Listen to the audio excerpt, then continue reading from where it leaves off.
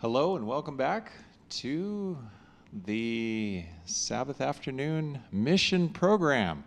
We're so excited about to have Jack and Ilana, who are going to be sharing this afternoon about their mission calling to Papua New Guinea. And Corey. I'm sorry, Corey. And Corey. Yes, it's a trio. We're praising God for what God has put on their hearts. And I'm just so grateful because, my wife and I spent some time in South America. We went down there thinking to spend a year, maybe 2 years, ended up spending 11 and a half years as self-supporting missionaries. And so I have a real burning passion to support those who are going out, not because they have all sorts of people behind them, but because God has given them a call and they are answering that call. And the missions started in a worldwide way with William Carey. The modern day missionary movement was started by William Carey, and he went to his church, believe it or not. He went to his church and he preached 2 sermons back to back. Expect great things from God and do great things for God. And he preached that, and the people listened politely. And they turned around after the second sermon, and they were about to leave and walk away. And he said, wait a second. He says, aren't we going to do something about this? And the people, one by one, started filing back into the church. And that's when they started their first missionary society, in which the church helped sponsor him to go over to India. And if you know anything about William Carey, what an incredible person. There's a movie that was made called Candle in the Dark. I definitely recommend that one. But William Carey went through tremendous difficulties. Well, anyways, we are so glad because we have that same opportunity. And I'm going to ask the same thing of you. Wait, aren't we going to do something about this? So the answer is yes, we are. And so as we turn the time over, before we turn the time over, I invite you to bow your heads for a word of prayer. Father, Lord, you showed us what the missionary spirit is. You sent your Son to this earth on a mission of mercy, a mission of salvation, a mission to seek and save that which was lost. Now, Father, I pray that as we listen to the messages, listen to the project that's going to be presented right now, Lord, may there be kindled in our heart a fire for spreading the gospel in Papua New Guinea. We pray this in Jesus' name. Amen. Jack, we'll turn it over to you. See if we can wake up the computer here. Wow, what a testimony to the mission spirit in this church. Look at this turnout on a Sabbath afternoon. Praise the Lord. Thank you so much for coming and supporting what we're doing here. I'm going to roll a quick, it's without comment. There's going to be a number of pictures flashed on the screen, simply to give you a visual of the area where we are going to be serving. We're going to start with that. So I'm just going to roll that right now, and then we'll start the discussion afterwards.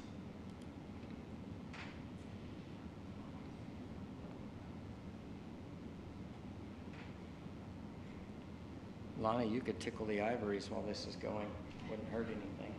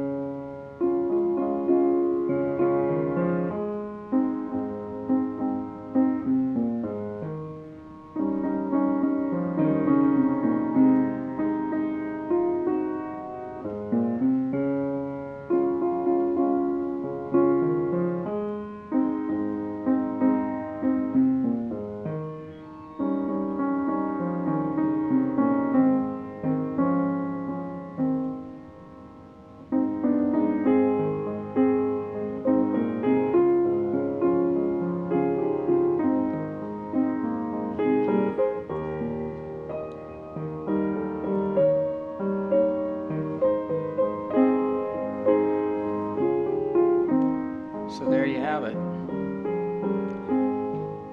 They call it the Sepik hinterlands. Up at the, probably 500 miles up from the mouth of the Sepik River is where most of those pictures were taken. And I'm just trying to find the button for turning this off so that I can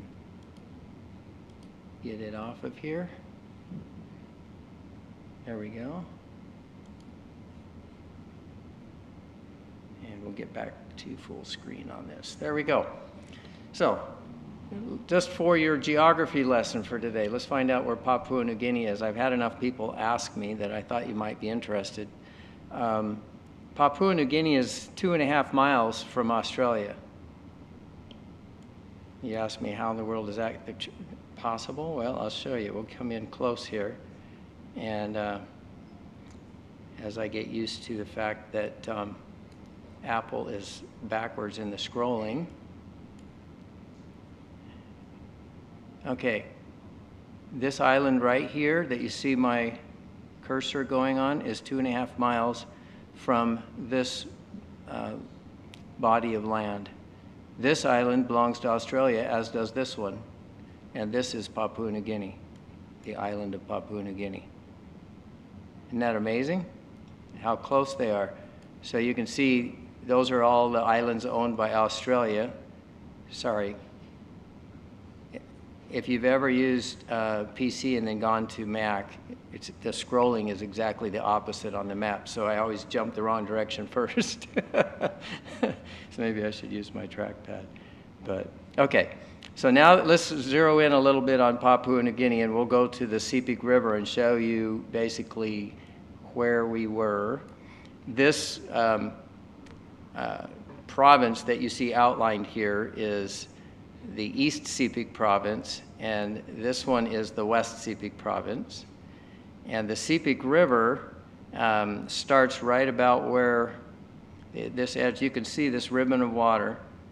And that river is navigable by at least a 60-ton ship for 750 miles with no dams. The elevation up where we were in Tipas was only, the river was at about 100-foot elevation in 500 miles. So this is a massive plain, and it's very swampy, as you can imagine, with that little bit of elevation change. So as we come back up here where the two provinces meet, right about here is where a lot of those pictures were taken. In fact, the house that you saw that we built was right where my hand is right there. That's it. That's the pad that's still there. I can see where the concrete pad is that our house was built on. So just up until a year ago, I've never been able to see this kind of resolution on the map. But Tipas, which was the village we lived in, is on this Oxbow Lake that is about a little over 5 miles of water here. They actually pay the people to cut ditches through these places so that the river will make a new channel because it shortens the shipping distance. I did a quick measurement, and what used to be 240 miles that we used to have to go on the river to get down to the road to go to town is now only 191 miles. So they managed to take off 59 miles of the journey by cutting shortcuts through where these oxbow lakes are formed. Okay, so I'm not going to spend a lot of time on history, because that's not what this is about. This is about what we feel God is calling us to do now. And basically, our goal is to go back into this same area. I'm going to be taking a trip there in 2 weeks, and I will be either traveling by air to a place right about here. You can see the airstrip right, well, you could if I'd come closer. You can see this airstrip right there. We'll either be landing there and walking for about 4 hours and crossing this Yellow River to get to Tipas. And our intent is to worship with them. Not the first Sabbath that I arrived there. I'm going to be in Vanimo the first Sabbath, which is out on the coast.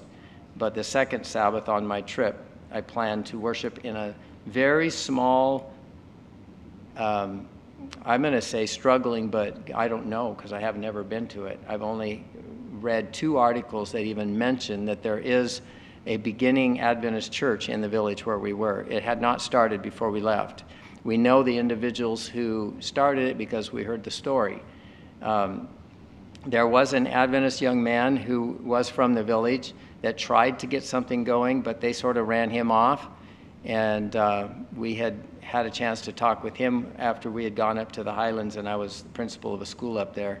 And he had given up. He said nobody would listen to him. And the next thing I hear is one of the young men in the village had discovered some of his books that he left behind and had read themselves into the truth, and then sent letters to have him come back, and he thought they were just fooling him, and so he just threw the letters away. And finally they came down and got him, and he went back up there, and together they built a little church there. And until I get there, I don't even know who all's involved in that church. I've got a list of 20 or more names of people I know in the village, but I have no way to communicate with them. So this trip is going to be the first time that I've been back there in 28 years.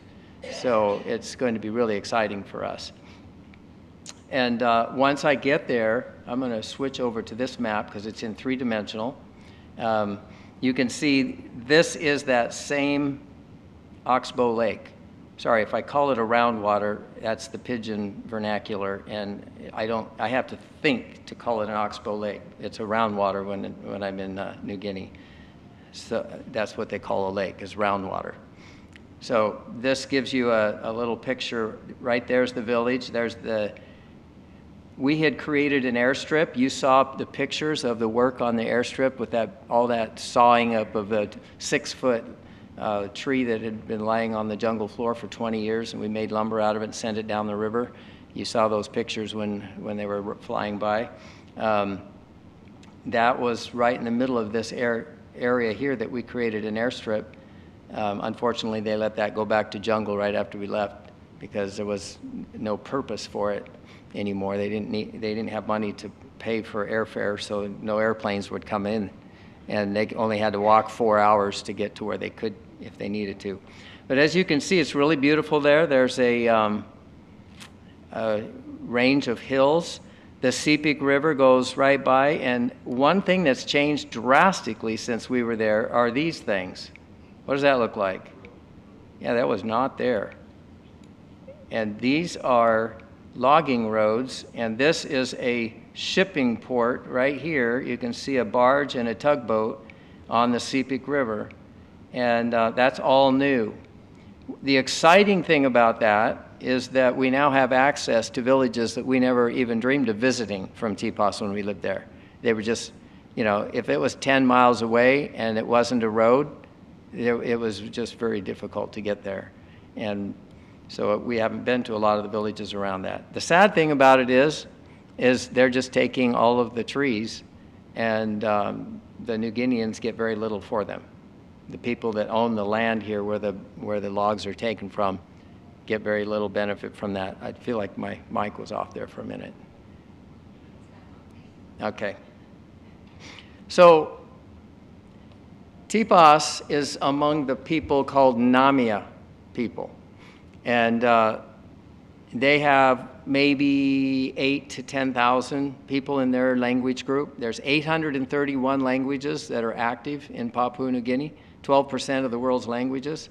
And that's just on the Papua New Guinea side. The same island where Indonesia has half of it, they have another several hundred languages.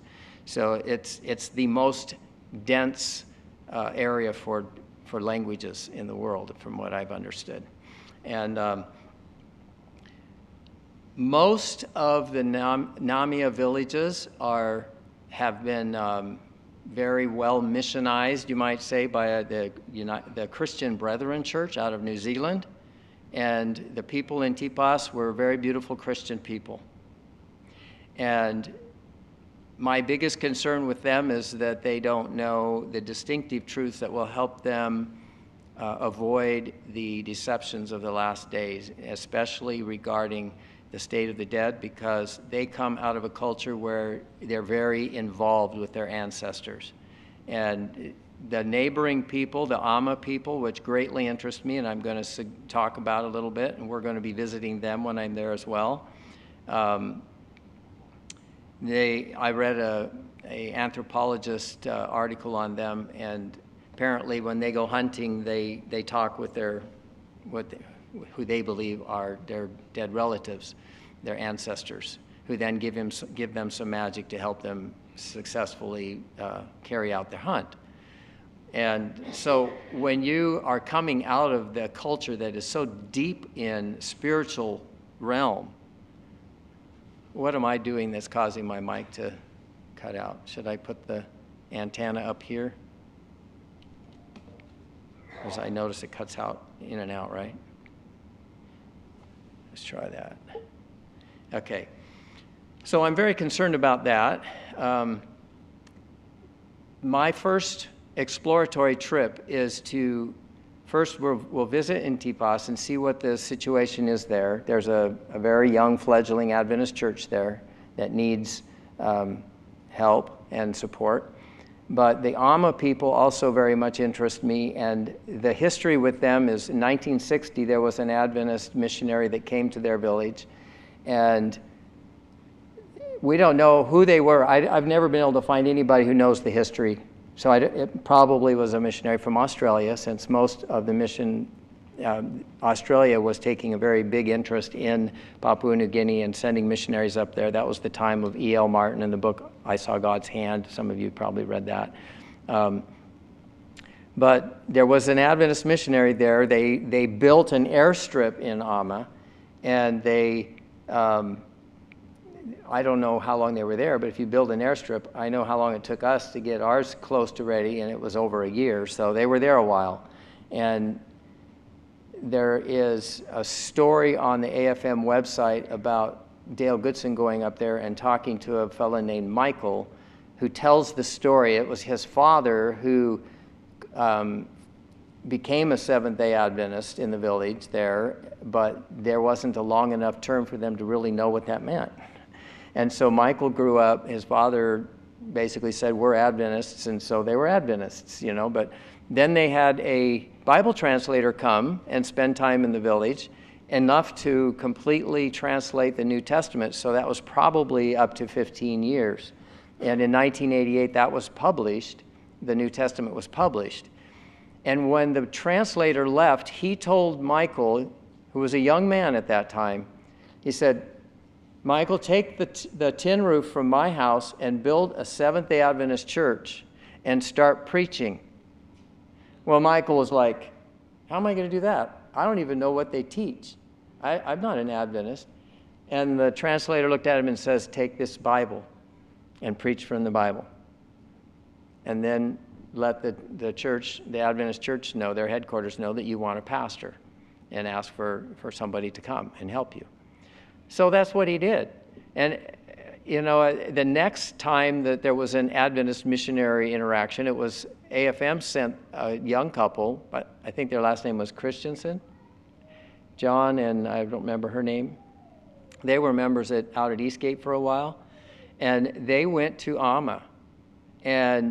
But shortly after they got there, she had a baby, and the baby was allergic to malaria meds, and they had to leave quick. To save the life of their baby, because you can't live out there without dealing with malaria. You know, you're probably going to get malaria as often as you get a common cold here. It's just one of those things that we dealt with. So now they're still wishing they could have an Adventist missionary, so they asked AFM to send them another one, and over the years AFM worked towards that goal, and they sent John Lello and his family. Anybody know remember that name? Okay, and that was in 2012, and John Lello was killed in an accident with he was working on cutting trees, and a limb fell on him. And so in 2012, their third Adventist missionary was gone. And then they sent David and Angela Hicks, but they never really made it out of May River area, and that's also where Orion and Karen Lawrence are at this time. So they're still very much wishing that they had more assistance. I'm going to show you where Amma is from Tipas, okay? So, okay, here's the round water for Tipas, and the village is right here. I don't know if you can see yeah, you can see my cursor. All right. So if you just look over this way, over this little range of hills right here, into this next valley, and if I just fly over, the pastor is flying his plane right over here, and he's looking for the Amma airstrip. I bet he can almost spot it already. Right there, there's the jungle strip. And we're going to go down closer, and you can see it's kind of dark in that section. The map isn't as bright there. You know, different segments of the map have different levels of brightness. But I'm going to change the angle that we're looking at it, so we're looking more down at it. And there's the airstrip that Seventh-day Adventist missionary built in 1960. It has been used for many years, but right now I'm not sure if it is in use. So the village where I believe the church is, and I'll be able to tell you exactly when I come back, because I'm going to go there, going to walk over there, and there's a little village. You can see some houses right in there, and I'm thinking that's probably where it is. So you can see again the logging road. That's what gives me hope that I can get over there very easily. It disappears in this section of the map because it hasn't been updated. You know how when you go in places like this, some maps, some segments are more recent in the satellite imagery, and so this area right here is pre-logging road. But you can see the logging road on that side, and you can see it right over here, right here. So it disappears here, somewhere here, it goes up and through this gap and down and then connects over there. So Peter, Ollie, and I, because when I go on this trip, Peter, Ollie, the friend of mine that went with me on the projector for AWR, the mission that I went, and you saw a few pictures of there, Peter, Ollie was my closest friend over there. That one picture with the 2 feet, the white man and the black man's foot, that's Peter's and my feet. And we consider ourselves brothers from a different mother. And he's going to go on this trip with me as well. And we will be getting somebody from Tipas to take us across this river. And from the mouth, this is kind of interesting. When you look at the mouth of the Tipas Roundwater here, when we arrived there in '94, this area here was wide open. I brought a houseboat right up here and into this lake right here. And this had just broken through in 1 year before. So in 28 years, you can see how much stuff has built up and closed up the openings of that lake. And they just have this one channel that you can come in and out. And we're gonna have somebody take us over and down right to the base of the mountain here. There's water. There's a water channel under these clouds that you can't see it, but and then we'll walk over from there to Amma and spend a Sabbath with them. And so we're going to get to know the little church family over there as well, and we'll spend some time encouraging them. Peter is a 44-year church leadership worker. His last position before retiring was ministerial director at the union level in Papua New Guinea. And he's been mission president or secretary in about 7 or 8 of the 10 missions. So he was the CPIC mission president when I was living in Tipas, when my family was. Okay. So our goal with our future mission is to basically go over there and set up a headquarters, either in the Tipas area where it's kind of a crossroads like Jerusalem was, where we can have a sphere of influence that covers the people that are going by on the river, as well as the Amma and the Namia people with different emphasis on each one. Or if God shows us that he wants us to actually settle over in the Amma area, we're open to either one. The advantages that we could see possibly of that are there's the next people group over are even less reached than the Ama people. And if we were in the middle, we could go to Tipas, we could go to the Iteri on the other side from the center. Logistics-wise, it's like night and day. It's 10 times easier to set up and be able to get supplies in and all the things you have to do from Tipas than it is from Ama. That little distance across that mountain range there and adding a leg of road that is of questionable quality totally compounds the challenge. When we lived in Tipas before, we went 240 miles by river and then 100 miles by road sitting in the back of a truck in order to get to town to go grocery shopping. So it was a 2-day trip out, 30-hour trip back because it would go all night long. That's why you saw the picture of my wife and they were under the plastic. We were on a canoe round in the night.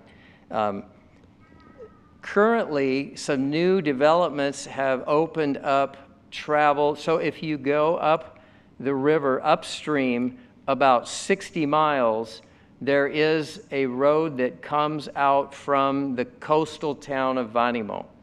And I will kind of turn this around. This is kind of one of those things that makes you queasy when the whole earth turns. But we're going to turn and look towards the coast. You can see the ocean over there. That doesn't mean it's anywhere near close. 60 miles up the river and 120 miles by gravel road, you can get out to the nearest town of Vanimo. Now, Vanimo is my home church in Papua New Guinea. That's the one that I feel the most affinity for over there, and it's right here. This is where I will be flying in by regular Air New Guinea flight, and then I will have to make my way to Tipas from there. I may get an MAF flight into Edwaki, or I may go out by road and try to find a boat to take me down. We have a couple different options, but that is currently by far a shorter distance, so we won't have as many difficulties with getting to town as we did when we lived in Tipas before. However, Vanimo is a much smaller town than Wewak, and so there's a lot of things we don't have. So I might, if I came out to Vanimo, I might have to fly down to Wewak and get some things and then get them sent up the river, or there's all kinds of logistics. Logistics just makes your head swim when you get into a place like this. This isn't like, there just isn't public transportation. There's no easy road. When you take your boat up to where the end of the road is, you have to have somebody there you trust. Otherwise, you won't have a boat when you come back. Or, you know, we had it fortunate when we went before because down at the end of the road in Pagui, there was a relative. One of the men from that village had married a girl from Tipas. And so his family, they wouldn't dare do anything, you know, that would bring dishonor to us because we were under the protection from our village. Anyway, it's just interesting how that works. So we had zero problems with leaving our boat when we went out. And back then there was an Adventist guy that was a public transportation truck driver that was one of them. He was a super close friend of mine. He's passed away now. So I had it good because his truck was the only one that when the rascals, as they call them over there, would hold up the trucks and steal from all the passengers. And, you know, they would put a log in front of across the road and hold them up at gunpoint. When David Kumbure came driving up, they moved the log and waved him on with much respect. And I always thought it was because he was such a nice man, but I learned later too that his tribe was the most feared of all of them you just didn't mess with his clan. And so there was a combination of that and the fact that he was always doing good for others, taking people to the hospital, making sure they had food while they were there, bringing fish from his people out on the sea peak and giving them along the road to the important people. And I mean, he did everything that he needed. He didn't have to just, you know, exude power or anything like that. He was just kind and loving and a very good Christian man. So that's the location, the general idea of where we're going.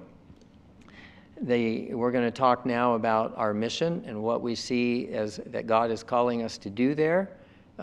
For me, it's simple. At this point in my life, I want to return and retire there. Even when I was there, I always thought it would be the best place in the world to retire. And I want to retire there with the concept of supporting these fledgling churches and the gifts that God has already given them. I want to help them with print materials that they can use. I guess my computer wants to go to sleep. I want to help them with medical outreach that can open doors in the villages that are antagonistic towards Adventists because they're been told by their leaders that if Adventists come in and talk to them, that we'll end up leading them to hell because they just think we have a different gospel than they do. There's really no different between here, right? I mean, isn't that the same story? The pastors in local churches will warn their parishioners that if they listen to Adventists, that they'll get derailed somehow in their spiritual journey. So we have those kind of challenges, and so we're taking a printer over there. We're going to do a print ministry. I'm going to ask my wife and daughter to come up here, Corey and Alana, because they're going to talk some about the things that. Go ahead and grab a mic from over there on that deal there. I don't want to be the one that does all the talking. I was gently reminded not to do that too. So, but you saw some of the pictures of what they had done in the past. Alana, why don't you just mention a little bit about Leslie, because there were some pictures there of you holding Leslie and of Tani holding him when he looked like he was dead already. He was very near dead. His mother was an adoptive mother. She did not give birth to him, but so consequently she was not lactating. And most of the women there, very good at nursing their babies, but in this case, that was not possible. So she had bought formula, did not know how to read the English, so didn't know how to mix it, did not sterilize the water or the bottles or anything else, just used, what everybody else uses. And it's fine for big people, right? So it should be fine for baby. And she would put in enough formula to make the water white, but it wasn't enough calories. And that little child just started going downhill. And then he got diarrhea, and then he got malaria, and I don't know what all he had, but by the time he was done with his illnesses, he was just about dead. And so I tried to teach the mother how to do things, but by that time, the baby was too far gone. And I noticed when it was just sleeping all the time that it was going to sleep to death here pretty soon. And so I took a chance and I called her over and I says, would you mind if I took the baby overnight? And I had a little medicine dropper with the sponge, with the eyedropper in there. I fed that baby every hour a double portion. In other words, I mixed the milk extra thick. And I dropper fed that baby on the hour, and it took about half an hour because the only thing it had left was the reflex for swallowing. It could no longer suck. And but as long as it was swallowing, there was hope. It took 2 nights. And I would let the mother have it during the day, and she would do the same thing. And by the end of the week, that little child was well on the road to recovery. I am not a nurse, but I knew that much. And some of the things that I went into was way beyond what I could do, but I tried. And I'm still not going to be the nurse. I'll have backup this time. I guess that'll be my job. That's right. You go ahead, Corey. What do you see? Well, as you saw in the pictures, there's a lot of potential for medical help and education. A lot of potential for medical help, education, and as we've always been told, the health message is the right arm of the gospel. It's the entering wedge. It's a way that we can go in and provide for their felt needs and establish trust between us and them. So growing up as a kid over there, seeing the types of things that came to our door, pig bites, wounds, infections, people with malaria, etc., that just cemented in my mind that I wanted to be a nurse. I didn't have any experience while I was there with delivering babies, but that's the area of expertise that God led me into here in the U.S. So I have a sneaking suspicion that that might be part of my calling over there, is to help educate the women and help with prenatal care and childbirth. I have no idea. Well, you know that the survivability for children is pretty low.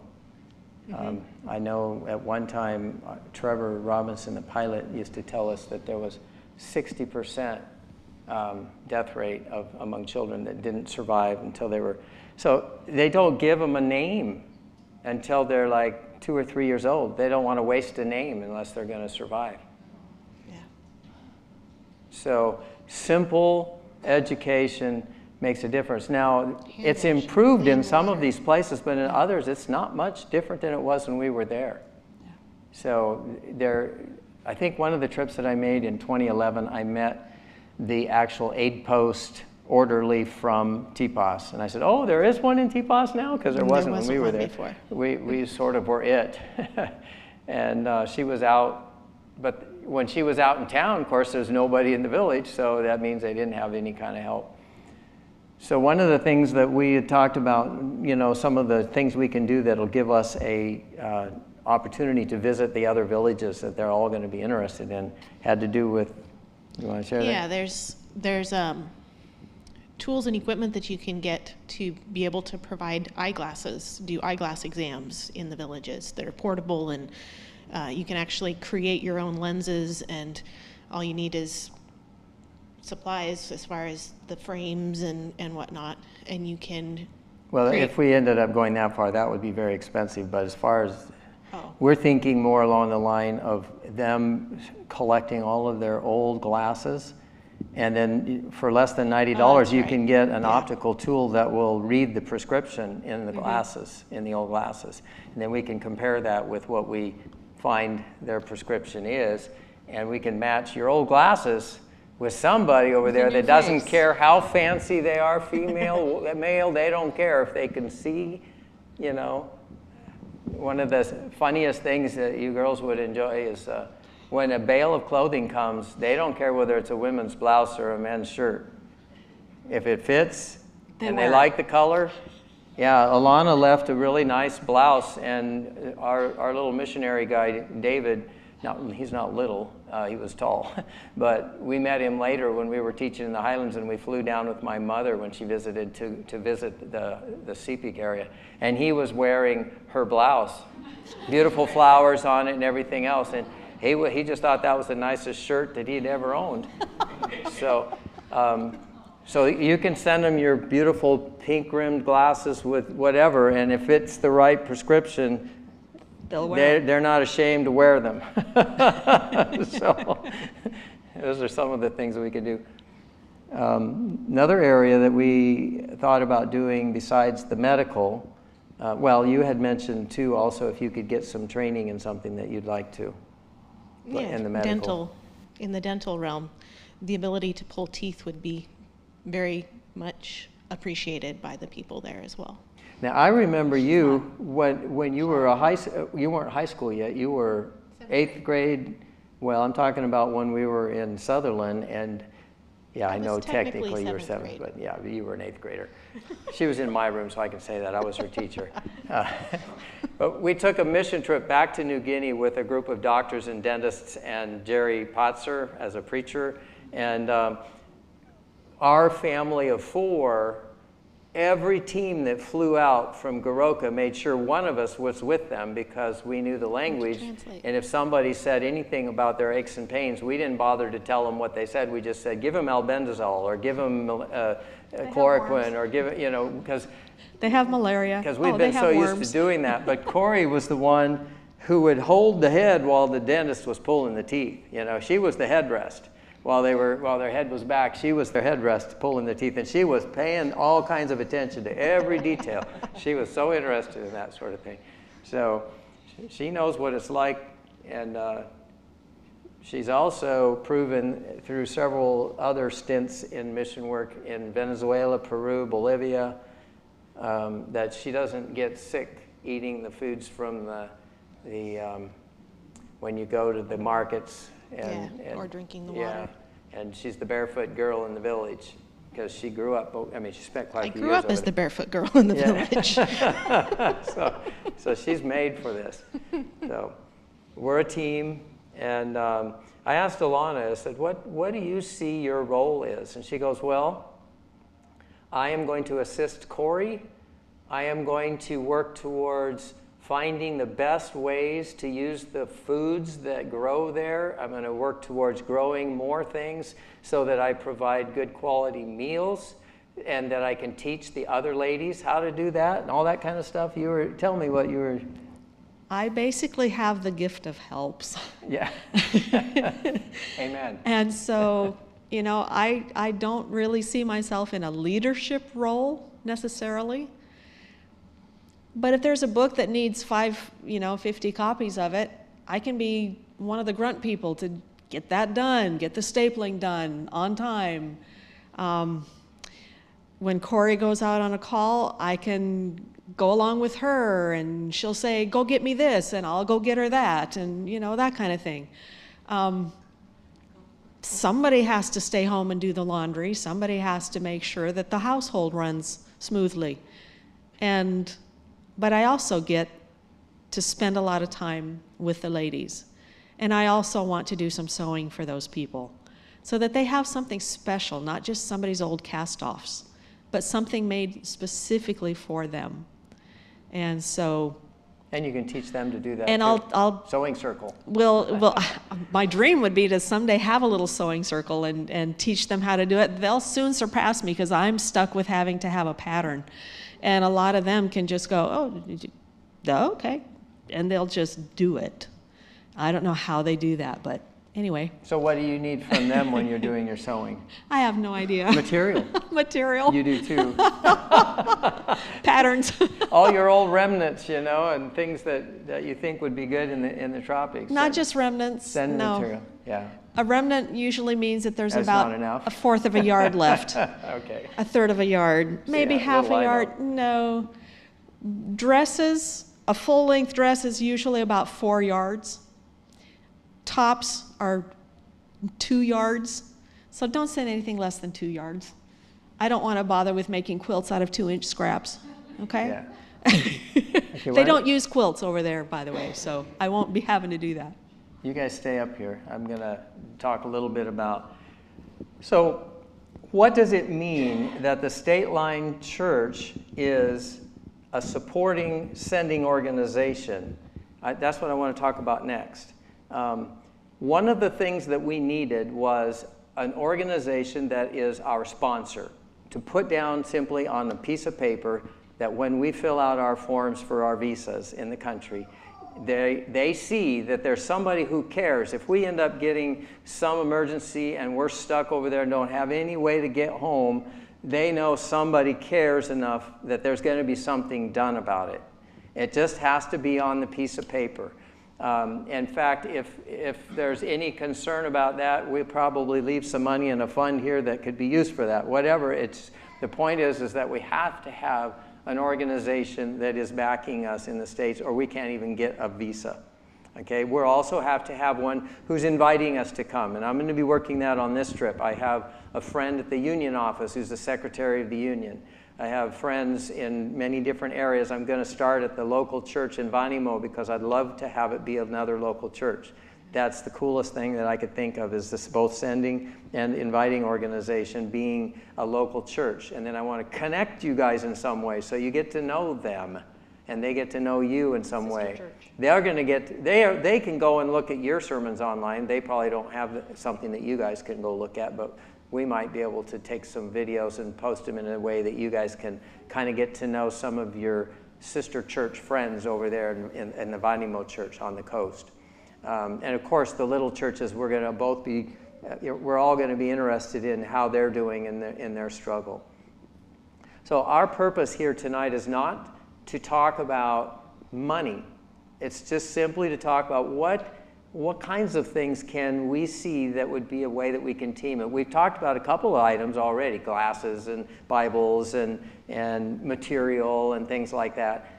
The rest of it's going to just grow. You're going to see what's happening because we're going to be sending newsletters. We're going to have a way for you to see what we're doing. And as things come up, we'll just be talking about them, and you'll see what kinds of things there are that you might be able to get involved with. The pastor said that his dream was always to take a mission trip over.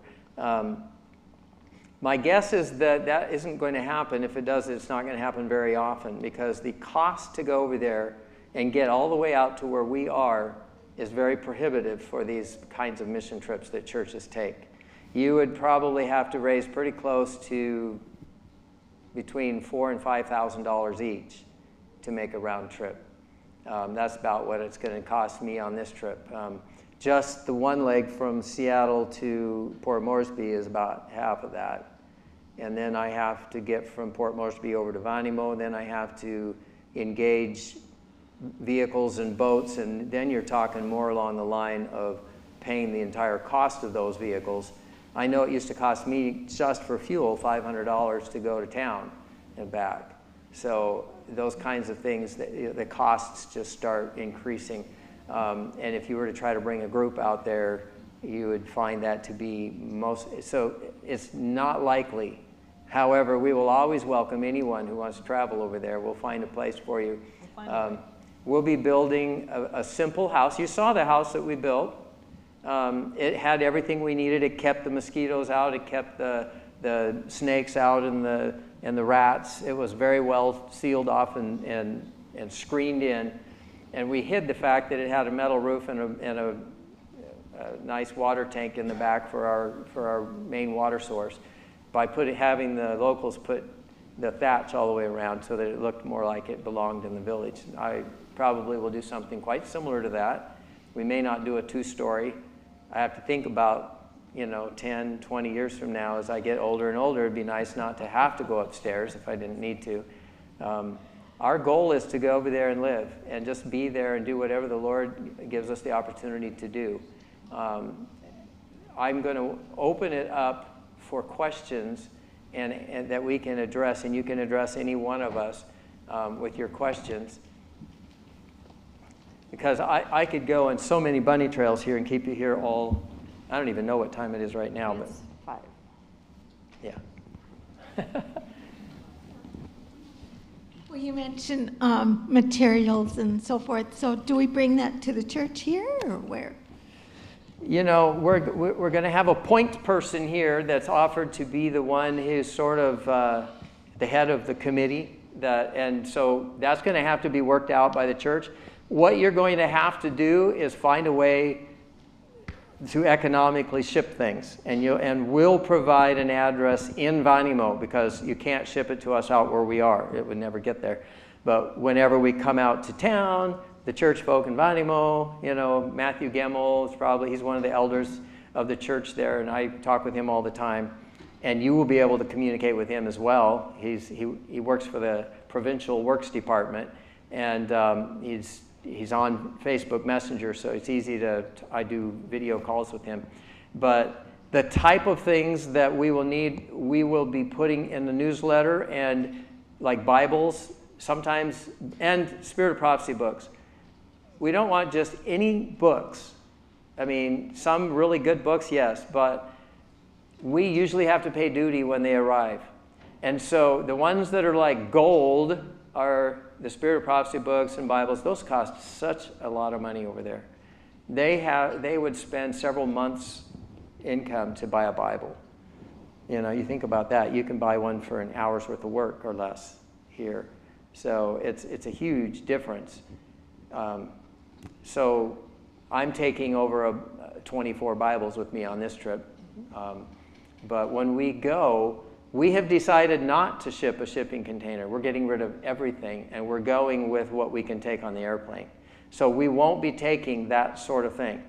You can collect them and ship them when you have enough to make an economical shipment. Somebody's going to have to do the research on how to do that at some point in time. My mom used to send these big, they look like Duffel bags. military Canvas. duffel bags, but they were specifically at the post office, and they were for a special book rate. And they were like 50 pounds or more of materials that she had collected. And there was one time when I just looked in it and I didn't see gold in there, and I didn't want to pay the duty fee. Because there's so many people who do used bookstores over there, they can't believe that we're going to give them away. They just, you can't convince them that at the customs office. And so if I don't see something in there that's Bibles and Spirit of Prophecy books and things that are really valuable to our ministry, I'm probably not going to pay the duty on it. So make sure that you don't send us just riffraff, you know, all kinds of books that may have less or greater value. But so once you can ask, I believe we is Debbie Nelson here? She's here. Debbie, can I give your name as the person to contact when somebody wants to to start collecting things? Debbie Nelson is going to be the person to talk to if you're starting to collect items, and then she's experienced at having missionaries overseas and sending them things, so I bet she'll be able to figure it out too. So she's our point person, and if any of you want to be on her committee, I'm sure she wouldn't mind having more than herself. So that's one way you can help on this end. Okay, next question. What about the language? I'll get to that in a second. Just a second, Lucy. I've got I the mic. collect 10 glasses.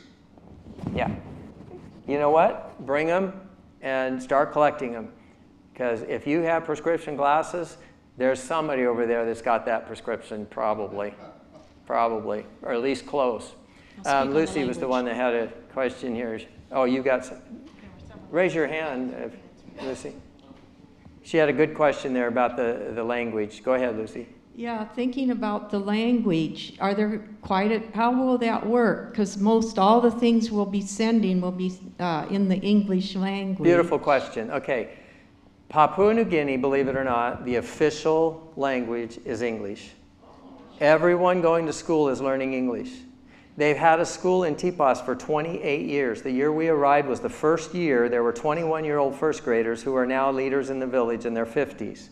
These people, if you send them an easy English Bible, a piece of cake, and they learn quickly. They're not in any way lacking in the intelligence department. So once they start learning to read, even those kids, those 21-year-olds, when they were in school that year, before that year was up, they were wanting to read materials that we had. And so we believe, honestly, that English books are going to just be the most interesting thing that they ever have, because it gives them practice, and they can't afford to buy them. And so they'll take them and read them just for practicing their English and give the Holy Spirit a chance to talk to them, right?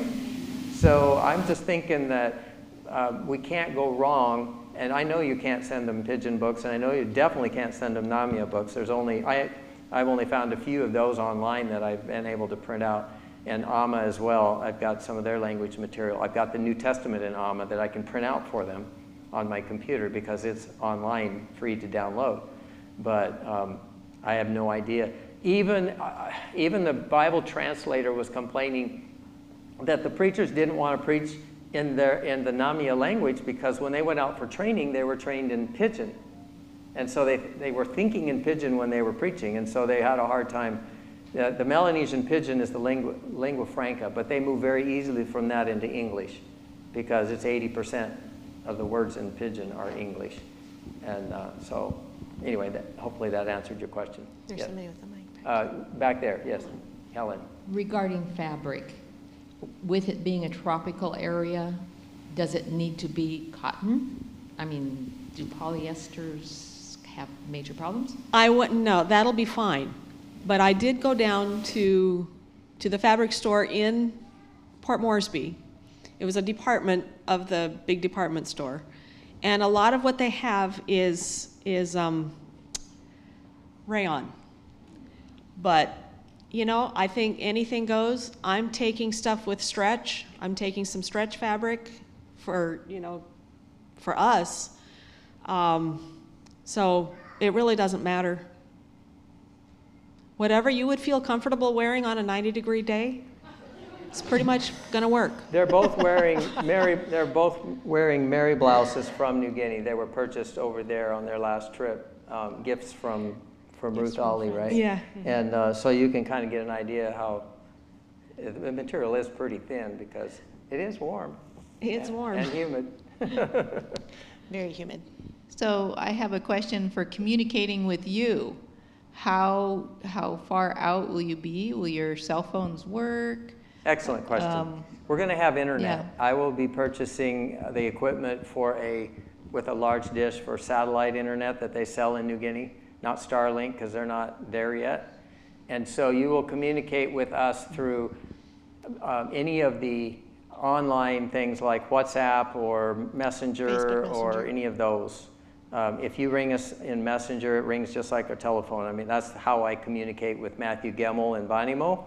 The Ollies, when I call them, we do it on WhatsApp because that's what they were familiar with, and it's tied with their phone. So when we're in town, either one of those will also ring our phone when we are in cell phone coverage.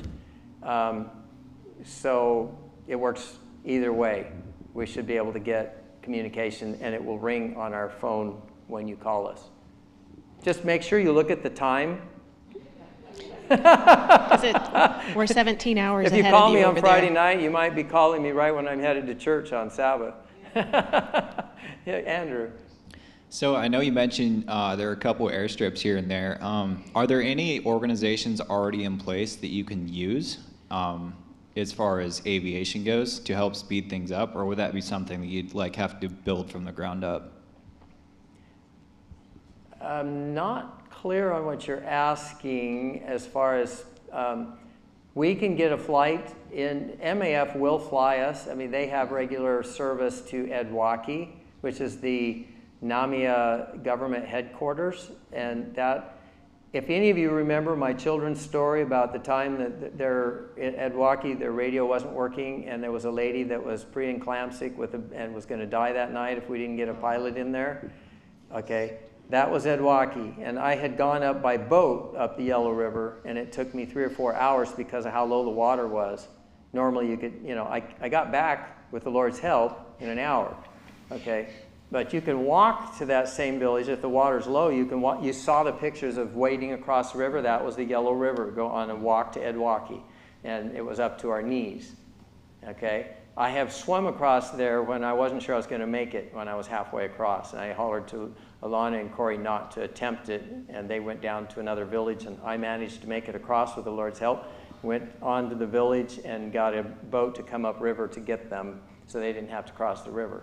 So it just depends on the weather. But as far as there are airstrips that have never been used for years, and to get them open, you have to pay for somebody like MAF to come in and inspect the airstrip, and it could cost thousands of dollars just to get it opened. And then there has to be some reason why they will be going in and out of there. And if you're the only ones, we're probably not going to spend that kind of money because it takes at least $1,000 an hour to get a plane to just do what you want it to do. You have to be on their regular route, and there has to be other passengers to get that down to a reasonable rate. If I wanted Adventist Aviation to come to Amma, it's at least an hour-and-a-half flight, so it'd probably cost $1,500 just to get them there, and then they would have to go back and then come back to get me and go back. So I'm talking as much as $6,000 just to have them take me out there and then come pick me up. So there's really no economically feasible way to use that service. So basically, just to be most efficient, you got to have your own aviation system. Yeah, you would, Right. and you'd need, it's extremely tough to get anything going. Yeah. For those of you that know me, you know I spent years trying to start an aviation program in Papua New Guinea, and it just, you know, if you have any interest in that sort of thing, I can talk your ear off. But we ran into dead ends every direction. The aviation programs over there are all commercial, and they have found that it costs the same amount for fuel to run a PAC 750 or a Kodiak, which is a turboprop burning 45 gallons per hour, as it does to fly a 206, Cessna 206. Because the fuel for the avgas is over $15 a gallon if you can get it. And the jet fuel is down at a reasonable amount. So, yeah, it wasn't Les Anderson, but it was Roger Millist. He was the head of the aviation there. When I talked to him, he said it was about $240 for an hour's worth of fuel for either plane. And so you just, no matter how you cut it, it's expensive. There is an organization that flies float planes for medevacs that will come right up on the river at Tipas. So that's one reason why they don't think it's necessary to have an airstrip, because at least they have medevacs. Samaritan Aviation. Yes, go ahead. Are you sure you wouldn't rather just have money than have us send you things? Because I know when we were in Guyana, by the time it was shipped, and the headache and the stress, it just wasn't worth it. It was, unless it was some really special thing, like it was just way better to buy fabric and everything right there. I don't know. Maybe on fabric. Maybe on fabric. Yeah, probably. Although, But when she I won't look ever at get the to fabric, town. that's I never get to town. The quality. I Once don't a know. year if she's lucky. It's, you know, it really doesn't matter. A lot of the fabric that's over there it's not really high quality, It's and all the so same, too. it bleeds. And that's one of the things that makes it difficult, is it's not as color fast, and it frays really bad. These do. If you looked underneath here, there's threads hanging out everywhere. And you wash it once and it falls apart. We've And, only worn them once or twice, and they're already coming Yeah. apart. Now, when it comes to used glasses, obviously, you know the answer to that. And when it comes to books, Yeah, used glasses, they don't have them over there. you don't have I a can't- source for inexpensive or economy Bibles over there. I just ordered 24 Bibles for $80, $3 and some cents, and that's large print. I could have gotten the small print, which I can't read even with a magnifying glass, for about 99 cents a piece. There's just nothing available over there like that. So sending Spirit Prophecy books are more expensive than the ABC here, and you all know how expensive that is. So, and to them, that's just totally, they might save for a year to buy a book.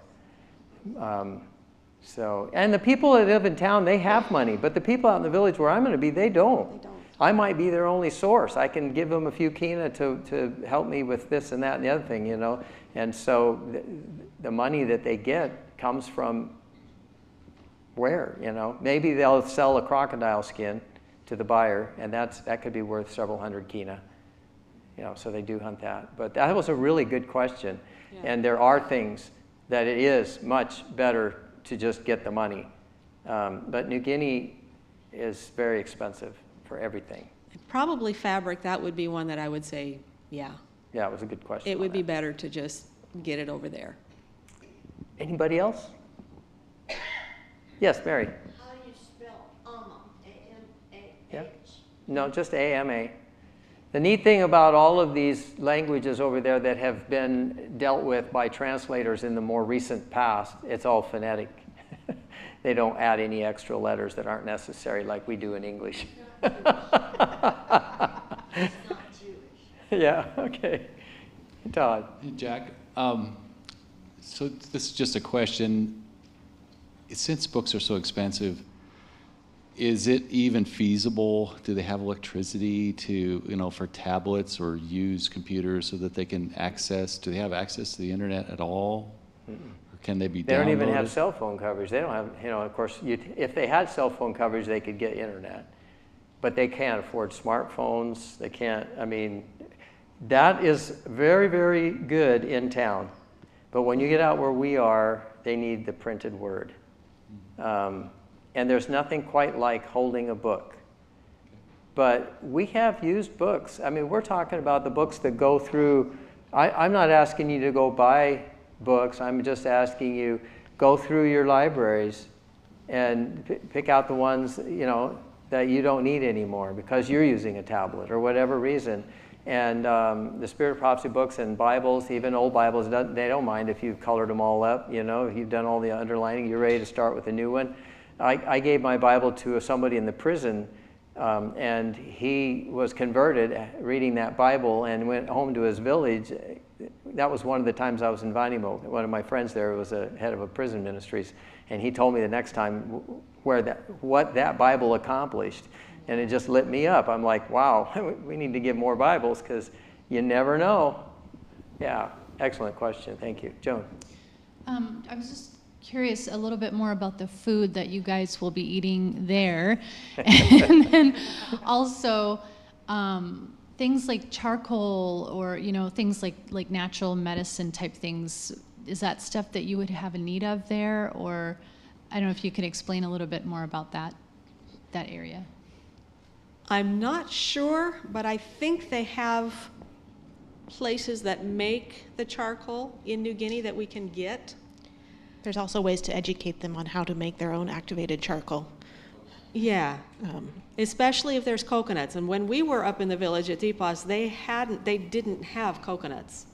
It was amazing. They had some, but they had some up the river and some down the river, but in our village, at the teacher's house they had them. Yeah. What about seeds?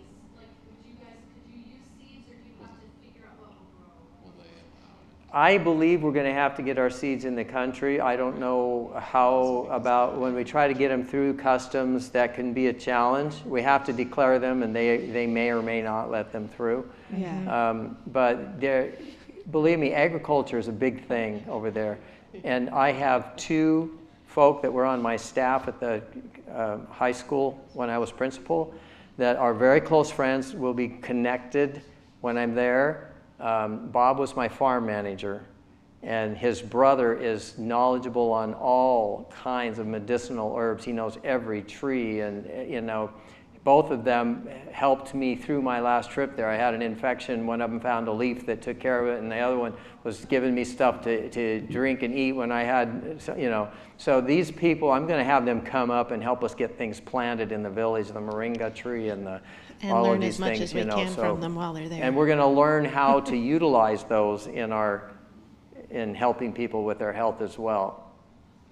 I'm not sure if we answered your full question. No, we didn't answer too much about what we are going to be eating. But I'm going to come back to it as soon as I think the pastor's question is related, or comment. So in many countries like this, you have to get through the Ministry of Agriculture approval to bring in seeds and stuff like that. Although you never know. We there in Guyana, we had burpee seeds that Food for the Poor had. So they gave us all these burpee seeds, and I just remember in my airplane I'd go and I'd just drop bags of seeds over the villages, and they allow. There's a lot of laxity that comes in there. That you can get by with stuff, but they don't always check pockets either. I'm not going to push any limits because I want to live there a long time. So I don't want anybody who decides they don't like me to find a handle where I've been illegal that they can use against me. So and there's so much you can do. It's such a free country. It's not like we're really super limited. The lady that was right back here, she had her hand up. Let me catch her, and then I'm going to... I just had a question about the Bibles real quick. Well, what version of the Bible would you prefer? Well, I'm not going to decide that because I think that I know that the King James, the New King James, the ESV, English Standard Version, is a fairly literal one. I've been looking for an easy English one, and I'm not sure I like any of them. But that doesn't mean, if you're not buying a Bible, if you just have one and you're wanting to, I think even the RSV and the NIV, they can all bring somebody to Christ, even though they aren't perfect for proving some of the distinctive doctrines. There's still the gospel in them. And for these people, they're just going to be starting, you know, some of them will just, it might be their first chance to read a Bible. So, Joan, as far as what we'll be eating all of the fruits that grow in the area, but the largest amount of food we'll be eating is papayas and bananas for fruits, because that's what they typically have when we get there. Many other things we want to plant are going to take a while. You can have papayas in 8 months from a seed. But a coconut takes about 8 years. Yeah. Yeah. Well, there are coconuts it needs the husk around. around it to grow. And there's pineapples, there's all kinds of garden produce, there's green beans, corn, melons, squash, various types of sweet greens. potatoes. We can eat a very well-balanced diet with what we can grow in the village. And there's always the carbohydrate. Yeah. Well, the starch from the sago tree, which is their staple. Yeah. And the reason it's their staple is because their gardens flood out. Most of the villages downriver go underwater during high water in the river. Where we are, do not. We have about 6 feet of ground above the highest water in the area of Tipas, Ama as hills. They're right in the foothills. So none of them are in flooded zones. So they can have year-round gardens there where we were and where we will be probably again. Yeah. Now, if neither one of those places are willing to let us come and be squatters on their land, there are other couple of options. And Pastor Ollie and I have talked quite extensively on my last trip about some place down in the area where his village is, that if need be. But this is where we really believe God is calling us. So I believe we're going to have an opportunity to settle there because I feel like we need to redeem the time there. Yes, go ahead. Okay, at the chance of being simple, I need to know, do they wear shoes? I'm thinking of the shoe boxes, you know. We put toothbrushes and this kind of thing in that. Do they have all of that and they can buy it there? Or if they ever get out to town, it's possible to buy toothbrushes. I know Akan, the fellow that there's probably a little trade store in the village. Tipas had a little trade store that Akan started when I was there.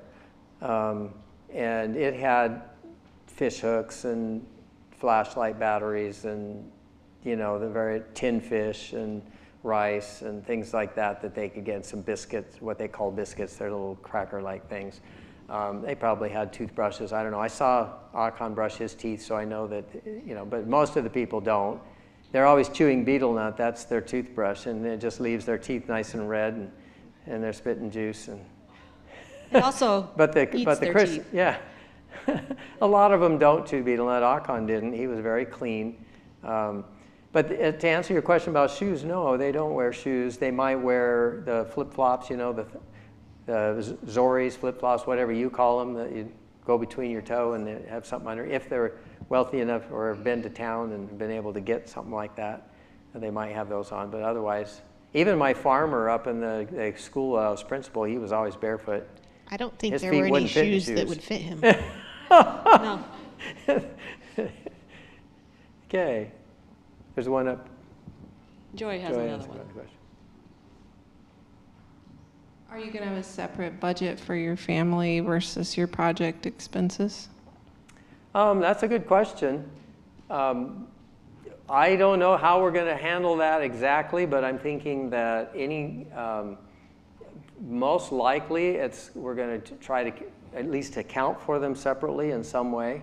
But I'm not sure exactly what you're getting at as far as, because we're not doing anything but doing the project and eating. I guess you're talking about like if we want to buy some food or this or that or the other thing. Mm-hmm. Or are you talking about for like when we have to go out of the country or whatever? Any of that. Like if we had to go down to Australia or I just want to make sure your personal needs are going to be taken care of and not just your project. I got 'Cause you. we don't want to see you guys turn into skeletons. Well, one thing that's really nice, I'm going to be retiring just before I go, so I'll have about $1,200 a month that's coming in from Social Security, which will make sure we are, but it doesn't cost a lot to eat there. So Unless you're in town, then it's more expensive. when we were there before, we were not asked to keep it separate, but we never lacked for anything. I never really have noticed any lack. And, you know, our house didn't cost a lot because we built a very simple style of house. You notice that the inside, we didn't bother to put plywood on the inside of the studs. You could see whatever was on the outside. It was an enclosure. We didn't have to have insulation. We didn't need any paint. It was very simple. We had a concrete floor. We had a metal roof. We had a water tank that everything went into. We're going to be using the funds that we sell the houses from here, and we're going to go over there and take care of our needs transportation-wise and house-wise, and then from there we'll just start throwing the rest of it into whatever the Lord shows needs doing. And when that all runs out, if the Lord hasn't provided any more, I will be very shocked, because he always does. So, yeah. Right here. Good question. In Tipos, no termites. You know why? As you go out in the evening and there's a carpet of ants on the ground. And they don't hurt you, they don't bite, they just tickle your feet. And those ants were imported to take care of termites. And so there were no termites in the village. And they were big enough they couldn't get in the screen of our house, so we didn't have them all over in the house. So it was really nice. They hated them because they would rather have termites than really those things tickle. tickling their feet. But they couldn't get rid of them. Yeah, next question. Well, I was just going to ask about snakes and spiders and that sort of thing. Come on over and we'll show you some. No, thank you. Along with crocodiles and whatever else we could find to excite you. I had a They're snake in the definitely house there. once. And there were some definitely big spiders right at the entrance of the outhouse that I remember as a kid. Yeah, when we first got there, we had to use the village outhouse. That was really fun. Yeah, by my memory, it was like that big around, but I was only 9, so I could be. I didn't could see be it. off a little bit, but I saw one once on the it trail. was right next to pretty the exciting. door, and I didn't see it till after I'd gotten in there. So I had to walk by it to get out. I didn't ever come close enough to a dangerous snake to feel threatened. One trip that I took where I had to walk for a couple of days, we were going across a grassy area. Our guide that was in front did this funny little dance and ended up with a snake on the end of his spear and threw it off into the bush. And he said it was one that if you get bit by it, you wouldn't make it back to the village. But other than that, you know, that's why we always have local people go with us when we go out where we're not familiar. We never saw a poisonous snake in the village. I had a non-poisonous snake in the thatch that was around my house, and it was just like a black snake in the Midwest. It would be, you know, about that size, and they said it wasn't dangerous, just a house snake, they called it. It eats the rats. They probably have them in their houses because their houses only have thatched roof. That doesn't keep a snake out. They can just go right through the thatch. So. I'm like harim liglig tok pisinya. So, so me woke him liglig long amamasimania. So he wanted to hear a little talk pidgin English. So I said he wanted to hear a little pidgin English, and I said I just did it to make him happy. That's what I said. And yes, I understood. Piranhas? No piranhas. No, not in the Sepik. Nothing that does anything more than nibble your toes. And it just tickles. The piranhas don't even nibble your toes unless you're bleeding. Yeah. She's been down I've where the swam in piranhas the were. Amazon. She's taken baths in the piranha water, so she's not afraid of them. But The ones in Guyana definitely would. Well, the ones on the Peruvian They would take Amazon chunks, big chunks. were not that aggressive, I guess. Yeah. The principal said no swimming in the river, and when the kids did, they didn't have to discipline the kids. The piranhas did. okay. Yeah. took chunks. Well, when we first get there, and my wife is insisting that she go in the advanced trip, the next trip when we actually go in there before we have a house or anything. So it's not going to be like it was when we went there before. No. We had a houseboat. We took everything that we needed to build a house on that boat up with us when we got there. We got to stay in the houseboat while I built a boat and built a house. This time, we'll probably stay in one of their type of houses for a while we're building. So it's going to be a little more challenging. But We'll take some tents. she thinks she's up to it. We'll see. I don't know. If not, we can always run back to town and There's until I get the housemate. Yes.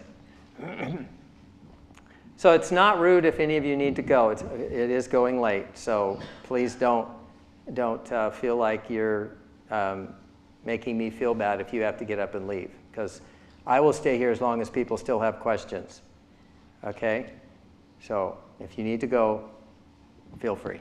So does it rain there every day? Is there a rainy season? How does the weather do? We have gone long enough without rain to have the 2,000-gallon tank go empty for a few days. But they get about, I don't know. Go ahead. Several feet of rain? I don't know. They get about They get 20 a feet lot. of rain a year. Yeah. So 240 inches.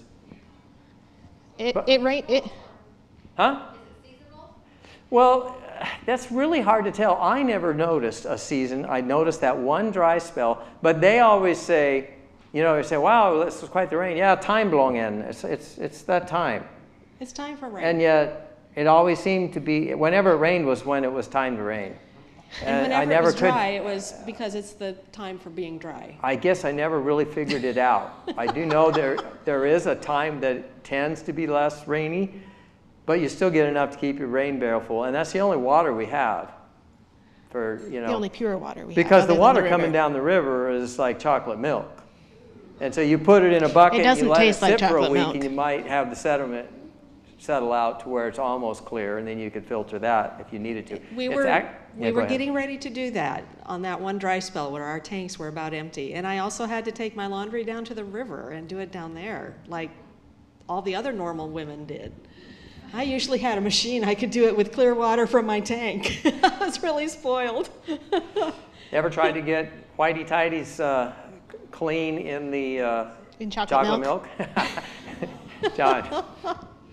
As the Lord leads you, what is your time frame? I know you're going in a couple weeks for initial visit, but what is the time frame that you want to be there and get everything started? When I come back, it's our intention to start now, many of you have asked why I couldn't start the visa process before I go. I'll answer that real quick first.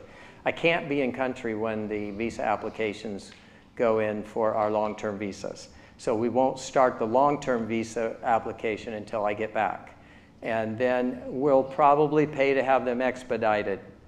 I hope that means that they get put at the top of the pile on their desk. I have no idea what it means, but it costs a couple $1,000s each to expedite the visas. If it means we can have them in less than a month, then we'll start being ready to go. So as soon as I get back, you'll probably hear something about some kind of estate sale, because we think the house is sold. We have an offer coming in, and so the sooner we can go, the better. I have this, I don't know why, I have this sort of a sense of urgency. It could be because this might just be a window instead of a door of opportunity to get into the country, because it was really closed down with COVID, but those that were already there weren't kicked out. So the missionaries that were there could go. But several of AFM's missionaries were stuck in the States for quite a while and have just been able to get back in. And so I would like to get the move made. That's one reason we decided to not do a container and take everything. We're just going to get rid of everything and take what we can on the plane and start over there. Even though it's more expensive in the long run, I think it'll balance out with the less cost not having to do the container. So it's going to be an adventure. Anybody up for an adventure? We like adventures. Will you wear your everyday clothes from here? Yeah. Well, now that's a good question. Will I wear my everyday clothes from here? You probably won't wear your jeans. They're too hot.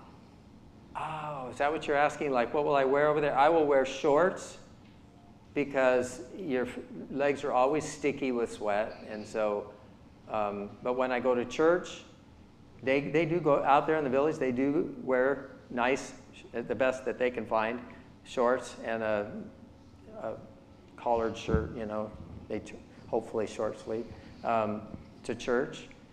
But when I'm out there working, you probably saw a few pictures on there that was pretty obvious that I had already sweat 2 or 3 gallons. When I was doing that kind of work, by 11 a.m. I would have gone through 3 gallons of water. And I was not having to do anything, but it was coming out the pores. That was it. And naturally, the water I was drinking had electrolytes and lemon and that sort of thing in it. Yeah. And Mom and I will most likely be wearing mostly skirts and blouses, dresses, possibly some culottes for when we're on jungle treks, that type of thing. If pants are too hot, they have to be really big legs. They're just too hot. And we can't wear shorts, like comfortable shorts. That's where the culottes come in. It's not appropriate for missionaries. The ladies in the towns have already gotten kind of westernized, unfortunately. Oh, yeah. Todd. So Jack, I want to just ask this question because maybe I'm assuming something that I shouldn't be assuming. Are you building off-grid, or are there any utilities that... Off-grid, totally. Totally 100%? 100% off-grid. So you're No doing electrical power grid. rain catchment? Rain catchment, solar panels, solar. Inverter, 12-volt lights, 12 or 24-volt refrigerator, freezer, whatever. We're probably just going to do a small chest freezer so that we can keep things like oatmeal and flour without... See, that was what drove my town trips. The flour, the weevils had eaten so much of the goods out of the flour that the bread wouldn't rise. You can always get rid of the weevils by running it through the sieve, but by the time 6 weeks had gone by, you couldn't make bread with what flour was left, and so I had to go to town again. And so every 6 weeks I'd go to town. So if we can solve that problem, I could stay home a little more. It will mitigate that. So are you going to buy all those, are you going to buy the solar panels and everything in country, or are you bringing them? Okay. When we decided, and it was just yesterday, my current, this could change, Todd. We could go back to the idea of doing a container, but we have to do without whatever's in that container for 3 or 4 months after we get there. And so we decided that you can get anything you need over there. They are more expensive over there. Yeah. And at some point in time, it'll balance out the cost of the shipping container. Right. And if we start simple and we just build up as we can, and just get everything in country, we won't have to deal with, the shipping and the customs. So are you actually going to have a toilet, or is this are you putting in a septic system? I love that. I did when I was in Tipas the first time. Okay. This time we're planning to use a composting toilet. It's a barrel, just a simple plastic barrel. You can look it up online, and it basically just sits at the right height. You kind of dig it into the ground, and then you just alternate with sawdust or leaf material put on top every time. It'll be just out of the main part of the house in a screened area that we can access from the house, nice and ventilated. And then once it's full, you just stir it every so often to aerate it, and within a year, it's usable. You can't tell that it's anything but dirt. Yeah. It's dirt, totally. So these are all important questions. These are things that most people have no clue about, Todd. So it's probably a shock to know that you can compost your waste products, and that it's in most countries. It's not illegal. It's not illegal, and it's actually safer than my septic system when the water table comes right up to the level of the of the drain field. I had it set up that if the drain field flooded, it would just go out the other end. I never once smelled anything. The action in that system worked so well that I never had any issues with it. But yeah, those are some of the things we have to think of when we get out there. But thank you for asking. That's why I married him. Believe me, the logistics and all of these things are swimming in my head. I wake up in the middle of the night thinking about them, trying to figure out how I'm going to get everything there, get it built enough to where my family is comfortable. I'm thinking this time of building and actually getting the roof on before I do anything underneath it. So that, you know, there's a way of doing that with the... We might just have to dig a hole first. Oh, as far as, I'm talking about the house. Yeah, I know. Yeah. You know, when we first get there, we'll definitely use the village outhouse. Because that's what's available. Go ahead. Are you going to have any medical facilities close within hours? When you talk about medical facilities, what do you mean? If you need an emergency surgery. No. No. We didn't have those when we were there before. We didn't even have a way to call for anybody to come in and help us if we did, but we will this time. Yeah, they'll send a helicopter in for me if I have enough money. I think he said that there was a float plane that could right. go in there if it came to that. We'll have communication, and the float plane can get us. It's an hour's flight from our village to a town, although I don't think I would want to have surgery at any of the hospitals that I ever saw in New Guinea. But then I don't want surgery here either. There, but don't know if we want to use it. I'm not one that typically surrenders to surgery very easily. But thank you for asking. No, we're trusting that God will provide for our health needs right there in the village, and He did wonderfully when we were there before. Malaria is the #1 thing we deal with, and we get that occasionally.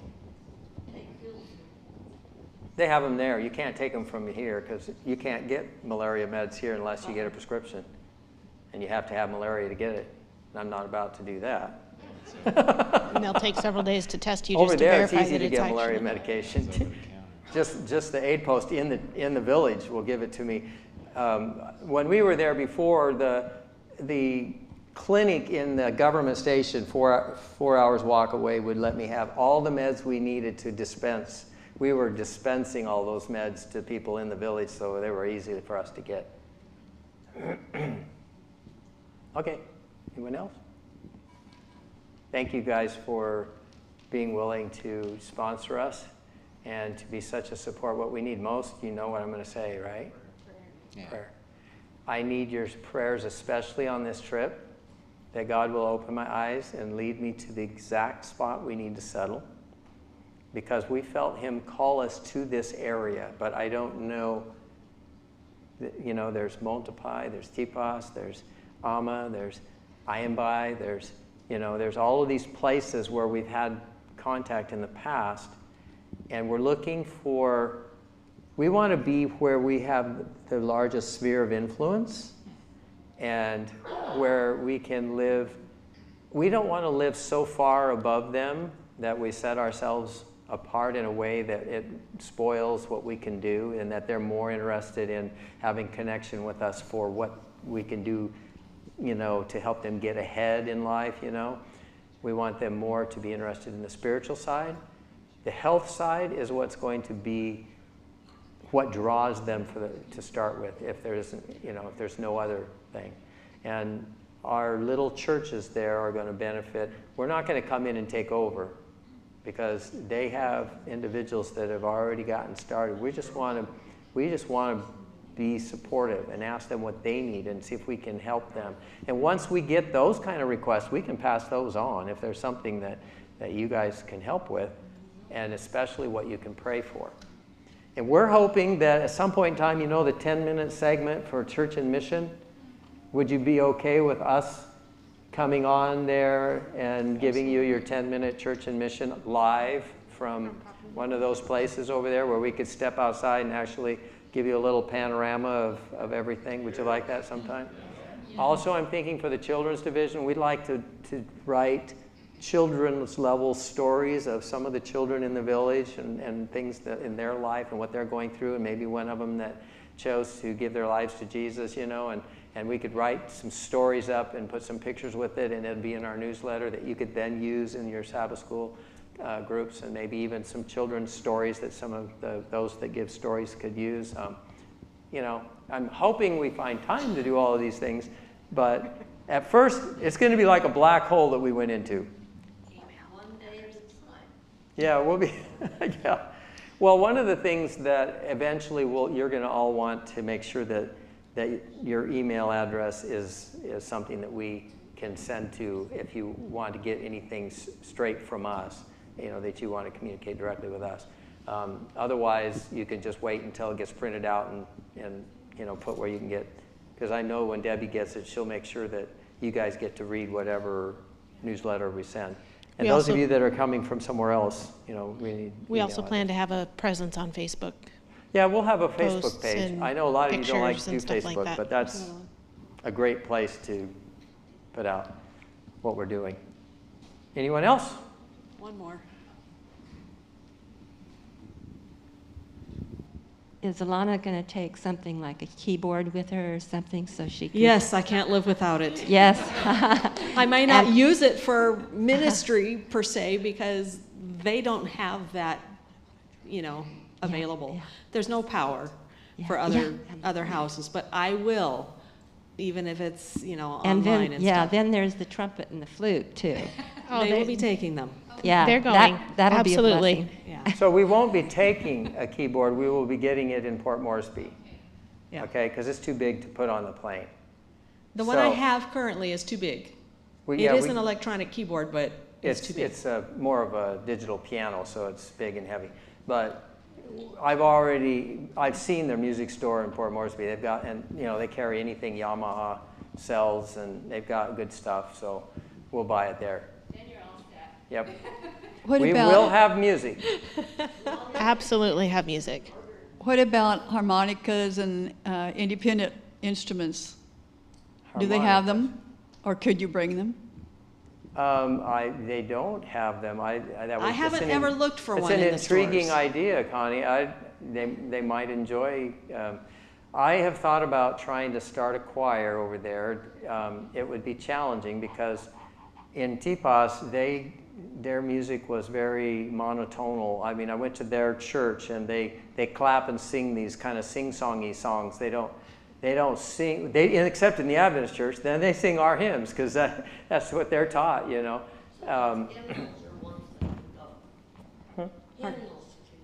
Oh, hymnals would be wonderful. When you guys replace the hymnals here, if the cover comes off or whatever, send them to us. I mean, we eat that up, even if they're missing a page or two. Hymnals are, they're expensive over there, but everyone has to buy their own hymnal over there. You don't get a church supplying them like you guys do. The church doesn't supply them. They have to buy their own hymnals. All of the stuff they bring to church, they buy it, take it home. All right. Thank you so much. I was thinking maybe we should have a word of closing prayer, and I'd like to pray specifically, if that would be okay. Let's pray. Father in heaven, you gave us a promise in the Word of God. In Psalms 32, verse 8, I will instruct you and teach you in the way that you should go. I will guide you with mine eye. Lord, I pray that for the Sample family as they are right now moving forward in faith. They're taking a step. They're putting their foot in the Jordan River, expecting that you will go before them, that you will part the waters, that you will show them exactly where they need to go. And so, Father, I thank you for laying this burden upon their hearts, Lord, just like the missionaries of years past who were willing to take that step of faith, knowing, not knowing where they were going, but knowing who was sending them. And so, Father, Lord, I pray a special blessing upon the Samples, Lord, as they continue their plans. I pray for Jack as he's going to be traveling over there, and that you would already ordain that exactly where they need to go, and that it would be clear to everyone involved. Thank you again for the ministry of this church, and Lord, it is a privilege to be a part of this. So, Lord, we dedicate them to your service. Pray this in Jesus' name. Amen. Amen. Thank you for coming. Hello, my name is James Ash, and I want to thank you for watching State Line Advent Media.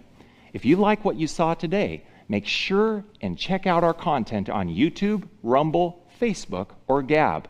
All you have to do is type in State Line Advent Media, and it should pop right up to the surface. Remember to like and subscribe. And if you'd like to find out more information how you can partner together with us in our ministry, go to www.statelineadventmedia.org. Thank you and God bless.